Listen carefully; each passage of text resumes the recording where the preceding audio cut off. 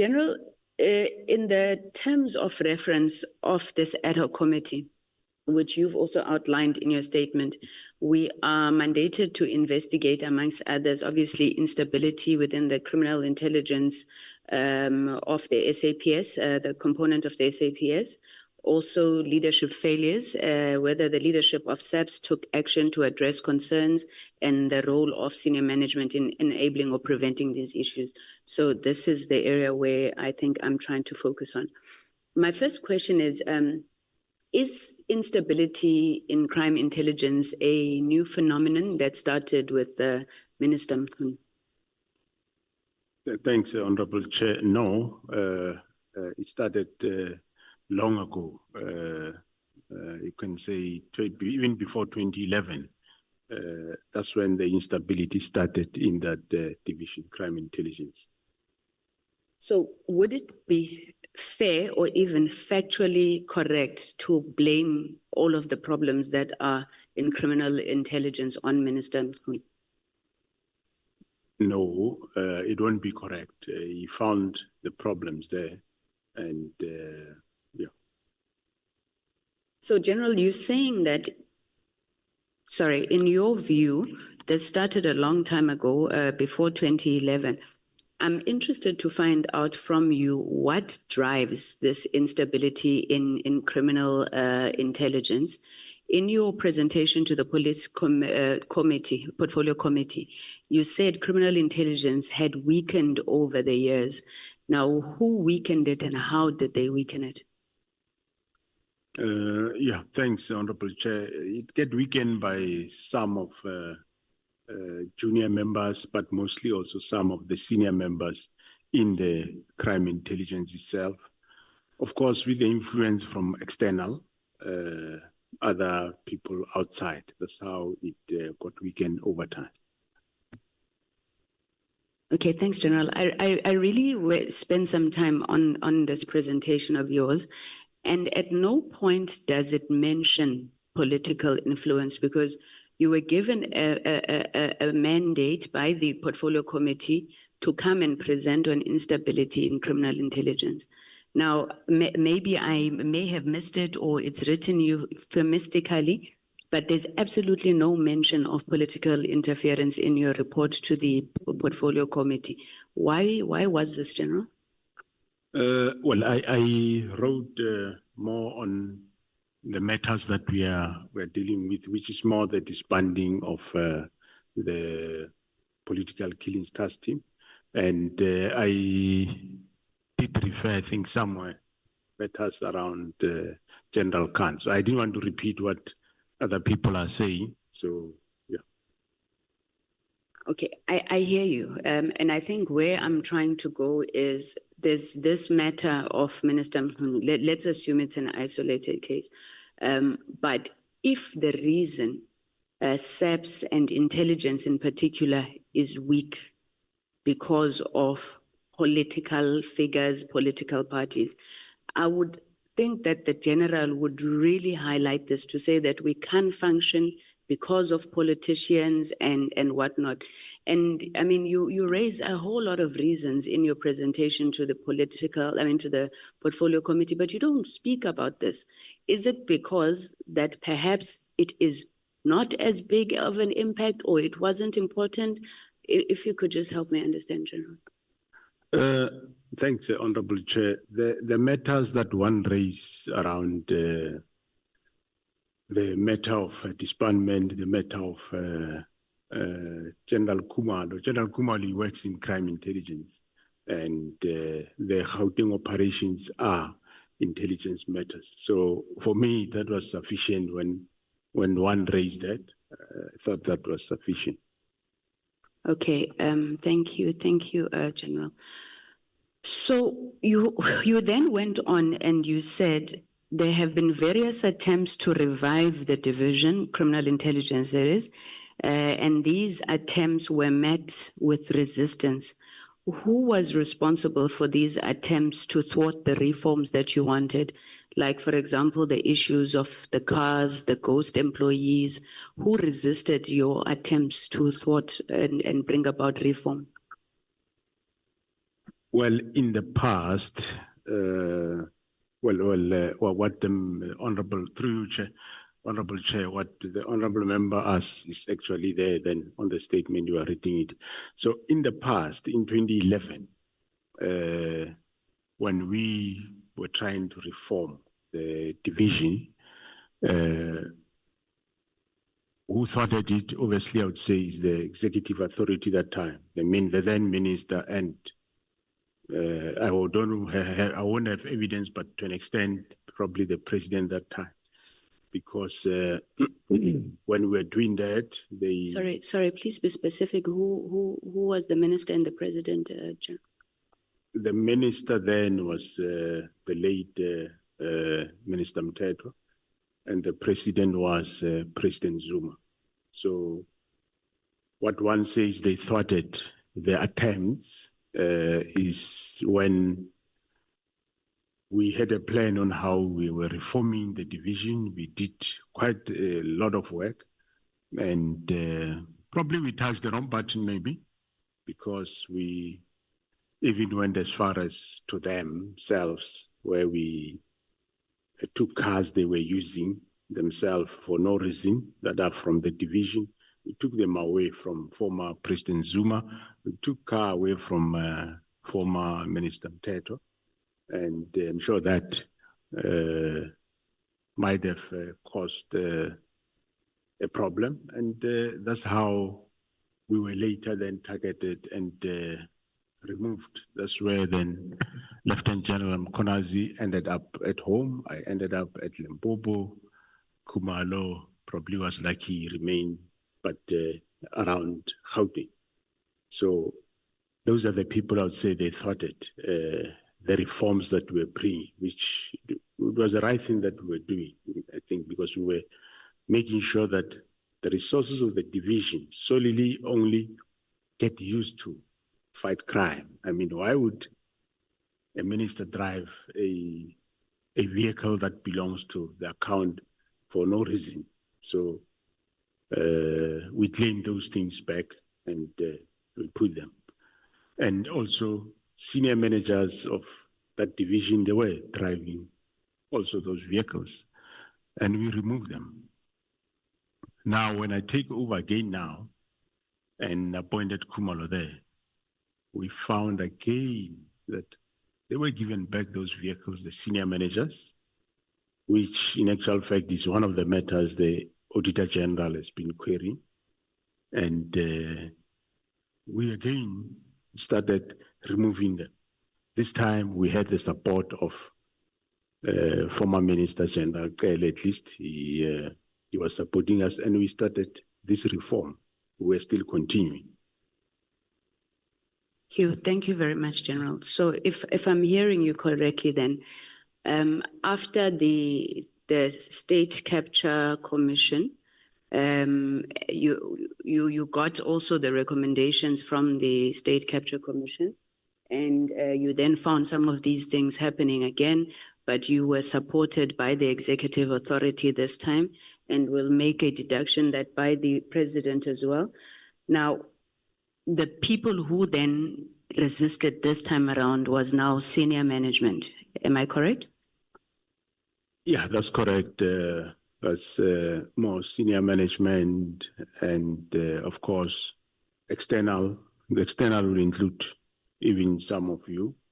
In one or another, you will have influence and other institutions. I'm actually going to come back to that just now, General. General, what do you think about the interventions that have been put in place by President Ramaphosa to try and strengthen the criminal justice system? So whether it is the high-level panel review on intelligence, whether it's the work that's been attempted to try and strengthen the NPA, and you will probably know more than me. I know that there was even a classified document, programmatic response from July 2021 unrest. What do you think of those interventions? Firstly, have they been effective, and have they been helpful to yourselves in any way?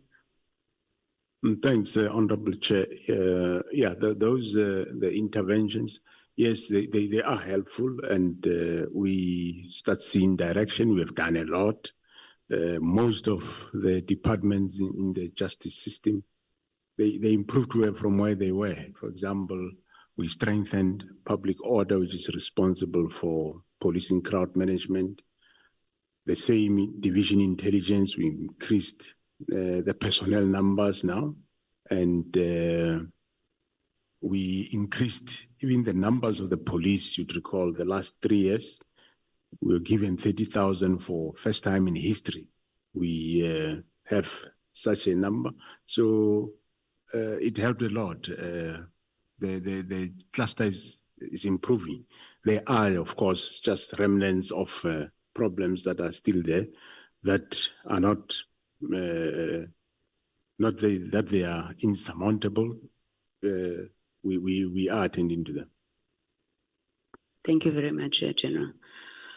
So, General, there's been a lot that is said here. I'm going to call them wild allegations for the sake of just being spicy, but a lot of wild allegations that have been thrown at members of parliament. And you, exactly like the General, you just pointed all of us. It would really be helpful. It would really be helpful if we had a sense. I understand that there's issues that may stop you from wanting to point out at certain people, but it would really help if we knew, at least what is it that you're talking about, this interference that comes from members of parliament, because we have to write recommendations that are going to stop it. But also, has this ever been reported, General, anyway, whether it is to the speaker, whether it's to the leader of government business?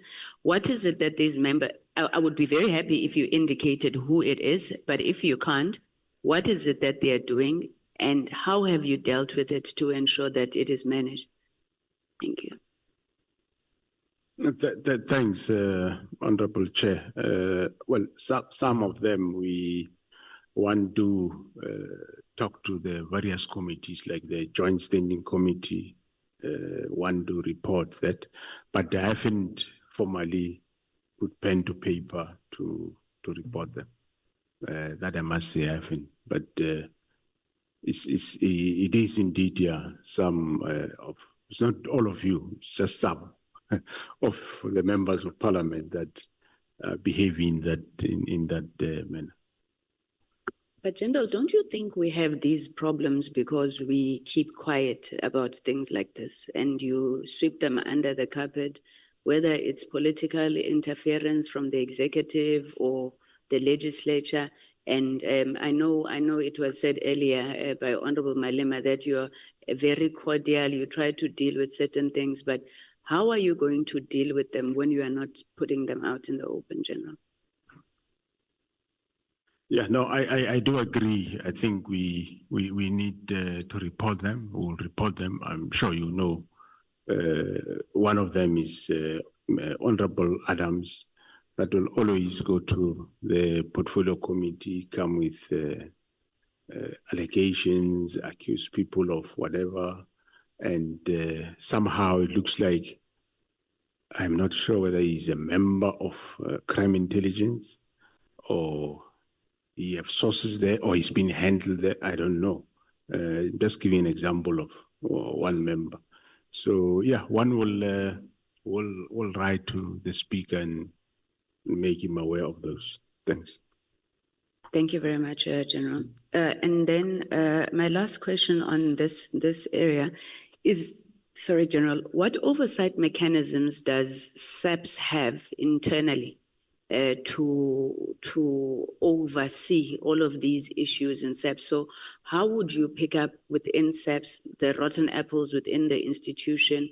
How is that handled? Because I understand that there's IPID. I'm not sure whether IPID only deals with issues outside relating to police officers. But if you could just help us understand who guards the guardians, in terms of what's happening there and any recommendations you would want to make in terms of how that could be strengthened. Thanks, Honorable Chair. We have a couple of measures within ourselves. We do have a anti-corruption unit within SAPS, which we are this year going to increase the numbers. The numbers are not quite good. They're not more than 100 nationally. So we are going to increase that. And we also do have the counter-intelligence within crime intelligence, which investigate, and when they pick up this type of matters. And of course, we every year, as you know, public officials, they declare their financial interest.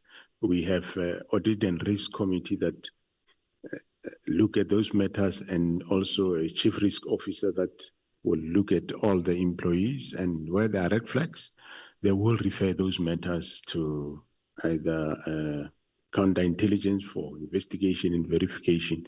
So internally, those are the measures that we have, and externally, that is IPID that is doing some of those investigations. So in terms of improving internal measures, I think those are the areas that we are having, but I think where we are lacking is more what I'm doing now in terms of having an external body to do lifestyle audit of ourselves. And because we were doing financial disclosure every year, and we will find a few red flags, but I'm sure if it's done by somebody external, that I take it that it's going to make a big difference. So we'll know really who's who in the organization. And that, if there are red flags, it will be able to assist us. And of course, it will also prevent other employees from doing things that are not right. Thank you, General. I just want to move very quickly to the PKTT and IMC. General, what exactly did the president announce in KwaZulu-Natal? Did he announce the fact that he's going to have an intervention in political killings? Did he announce an IMC? Did he announce a task team? What exactly? Because I'm getting a bit confused.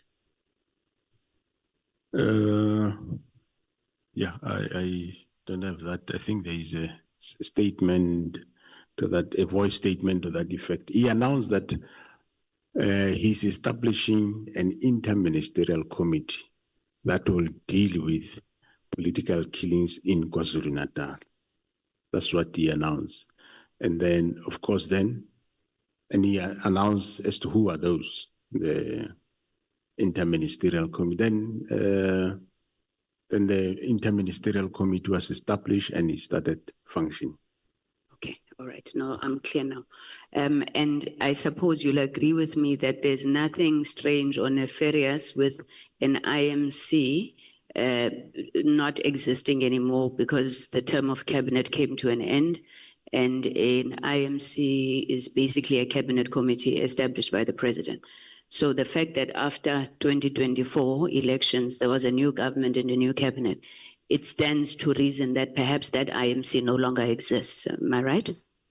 That is correct, Honorable Chair. That's why I said earlier that, well, he established based on the need. If there is no need, like the PKTT is there, is doing well, there might not be no need in the new administration to establish the same IMC. Now, but having said that, you also agree, General, that the decisions, though, of an IMC, they continue and they subsist until they are changed, perhaps by another competent body. So any decision that would have been taken by that IMC continues. Yeah, that is correct. The decisions will remain, of course, yes. Okay. Now, General, there's been a toing and froing, and we put it also to General Masemola about the authority to establish the PKTT. And it's been said in different forums that the National Commissioner had established the PKTT, not the IMC. But can I refer you, General, to page 105 of your bundle? It's your presentation to the police committee.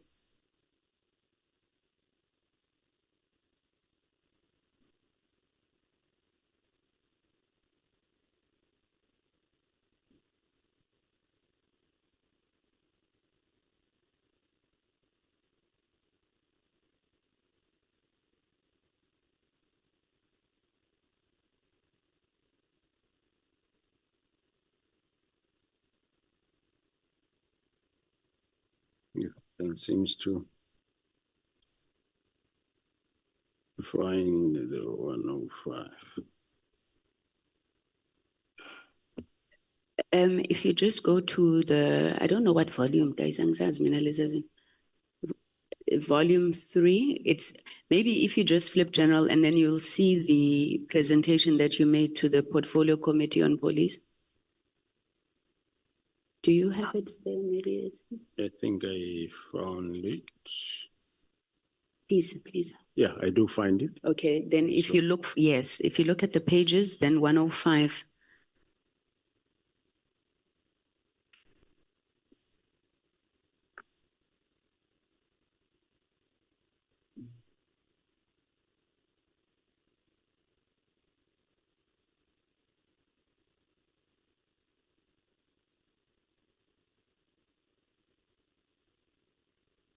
Yeah, I am at 105. Thank you, General. The heading there is background. Correct. General, can I ask that you read for us bullet point 1, 2, 3, 4? Just that first sentence. Bullet point 4.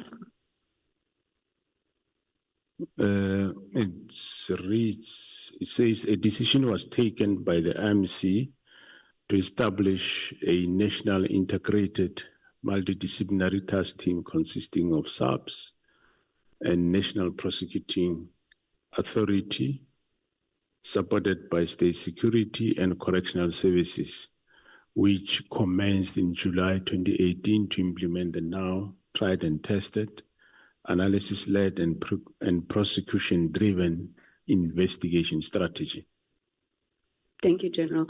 Would I be correct to interpret the National Integrated Multidisciplinary Task Team to be what we have been calling here the Political Killings Task Team? That is correct, Honorable Chair. With the portfolio committee that decision was taken by the IMC. Yeah, I see it's written like that, Honorable Chair, but indeed, well, the steering committee advises the decision, they advised the IMC. The National Commissioner took a decision that this is what we are doing, informed the steering committee. The steering committee relayed the decision to the IMC, and the IMC endorsed the decision. Well, when it gets written, yes, it's put in this fashion, but indeed, yes, the IMC endorsed that decision. Okay, I think we can move and agree, General, that this line that you are saying that Minister Mchunu crossed is a very, very thin line, and many people don't know where the line is. And I think even having written this like this is part of demonstration for that. General, I just want to get to the last couple of issues. I really wanted to go into IDEC, but I know we ran out of time. I wanted to understand where IDEC, maybe let me ask the question, where does IDEC get the authority to arrest General Khumalo? Gandhi, what is the mandate of IDEC? And how do hiring decisions, right or wrong, wrong, hiring decisions become corruption and fraud? Maybe we're not understanding what's happening in that case. So what's IDEC's mandate? How do, within their mandate, investigate a hiring decision at SAPS? Yeah, thanks, Honorable Chair. As far as I know, IDEC was established to investigate initially state capture, and then now as they were made permanent, also to investigate corruption. So that's what I know. How they come to investigate the employment or the appointments of a person in crime intelligence, I also do not know. But what I know is that they did request documents through summonses from myself, and they were given those documents, and they started investigating, and eventually they they end up arresting. I wouldn't know how it does come. It's not the first time, Honorable Chair, that we have maybe somebody, if somebody is employed erroneously, or you have faked your CV, or you presented some wrong credentials, we pick it up, we do take action. We had actually a level 15 at some point appointed to head our IT space, and we pick up that this person said he was never fired, and he was never fired, and in actual fact he was, and there were certain things that he didn't disclose when he was employed, and we reviewed his employment contract, and we terminated the person's service. That's simply how we handle those type of things. It's not something new. If ever it happens, that's how we deal with it. We don't arrest people. We deal with the matter. And if the panel maybe did something wrong, you institute disciplinary action against them. So there has been, but of course, there was at some point one case in, I think in Limpopo, where members of the panel were charged criminally, and at the end of the day, they were exonerated. But employment issues or matters, normally that's how we handle them. Okay, I know that we're going to talk to the head of IDEC, but General, did you find it strange what happened with IDEC and General Kumalo? Yes, I did find it strange, yes. I did find it strange that they were charged for all those charges of corruptions, and I did indeed find it strange. Thank you, General. My last 2 or 3 questions around some of the structural recommendations and legislative recommendations that have been made, largely by General Mkhwanazi. So General Mkhwanazi says there's no process that is followed around the development of organizational structures within SAPS. I think the example that he used is that depending on who a person is, they can just walk into your office. I'm not saying you specifically. I don't know if he indicated which national commissioner, but then depending on whether the national commissioner likes or doesn't like what they see, they sign off a structure. Is that how things are happening in SAPS? Yes, that's how it was happening. Well, even myself, when I came in, I did introduce restructuring, but my restructuring is not wholesale restructuring. We only focus in areas where there is a need, which at head office, there's not much affected except, I think, one division, division inspectorate, which we did a study, or also even the minister also from his side suggested that maybe we don't need that division anymore. We agreed that yes, because me, I was thinking I'm going to downgrade the division, but we end up saying, no, we can't close the division inspectorate, but infuse it in each directorate so that it's not a separate division, but it is infused in each directorate and can do the work from there. So yeah, then thereafter, the area of my restructuring is more at the district and sub-district level, because the district... Sorry, John, sorry. Now, I think I hear that. I was just worried about this lack of process. So are you governed only by the SAPS Act or the Public Service Act as well? We are governed by mostly the SAPS Act. But we also do have Public Service Act personnel. So the Public Service Act, to an extent, yes, it does apply. Okay. So, but you're saying under your leadership, there's process. People don't just change structures willy-nilly. I think what he said was when a national commissioner comes in, he does a restructuring. And the structure of the organization normally is valid for 5 years. So normally when another one comes, either is about to there or so, then they restructure. No, he was talking about favoritism, General, but I get what you're saying. Now, in terms of seniority within the SAPS, and this is my second last question, honestly, or in fact, it could even be a last question. In terms of seniority within the SAPS, it's the National Commissioner, which is a general. In public service terms, it's the DG, right? Then you have the Deputy National Commissioners, which are Lieutenant Generals. The provincial commissioners, are they also Lieutenant Generals? Okay. Now, why would General Mkhwanazi come and say that the DNCs are made senior to the provincial commissioners? Is that the case? I would think that they're all on the same level. Yeah, because they are appointed as deputy national commissioners. So in other words, they are extension of the National Commission.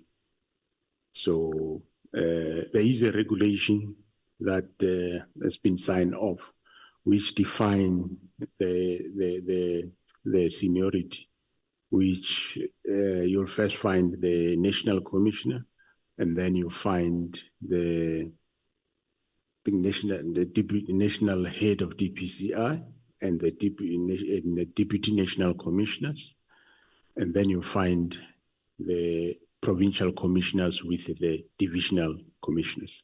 So it's correct then that the deputy national commissioners are senior to the provincial commissioners. It's just that General Mkhwanazi doesn't like that. That's correct. And well, just that the rank is the same, but yes, that's how you describe it, is correct. So would I be correct then to say, and you don't have to speak on General Mkhwanazi's behalf if you don't think you should, but would I be correct to say that the reason that General Mkhwanazi doesn't want the DNCs in the BOCs is that he wants a structure where he then feels that they're more senior to them, they are not there, it's just themselves and the National Commissioner. Is there any other reason why he has a problem with the BOC? No, I think you take it from the Police Act. Remember, the Police Act says the Board of Commissioners will consist of 9 provincial commissioners and the National Commissioner. What I alluded to earlier was that, to you, Honorable Chair, is that the Act doesn't prohibit inclusion of any. Hence, we include the Deputy National Commissioners and the Provincial Commissioners. What he actually said, National Commissioner, is that he feels that they can't talk there because all these other people, you know, they get there and then they feel like they can't talk. But let me ask you something, General. When the General was acting National Commissioner, do you remember him ever calling for the devolution of powers to provinces? No, I don't remember. Actually, the first time I was appointed by him as a Deputy National Commissioner, the ones that you don't like now.